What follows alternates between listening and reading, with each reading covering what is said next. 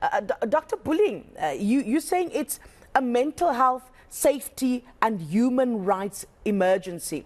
Why do you believe South Africa isn't giving it the attention, the urgency that is required? Good morning, and good morning to your listeners. Certainly, bullying is an emergency. It's a crisis in terms of mental health, particularly the mental health of adolescents and children. The reasons, I think we could have a lot of ideas as to why it's not attended to as a crisis.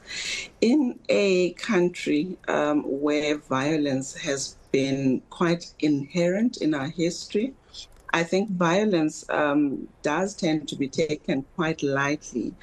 We have a society that tolerates violence to an extent, that tolerates, people beating each other up. And I think a lot of factors play into that. You consider the homes that children come from. We have a crisis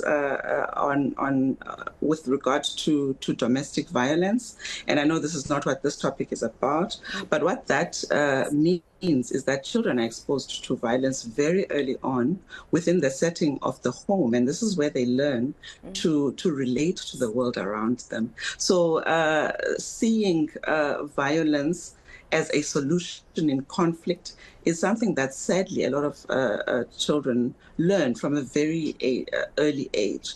It doesn't help that when children come home and report instances of violence, instances of either being bullied by other children, of being sneered at or being beaten up, it doesn't help that even as adults, we sometimes fail the children in giving advice that only perpetuates the violence. So, for instance, a child would be taught to fight back, would be taught to buckle it, particularly in how we raise our boy children, but to an extent the girls as well.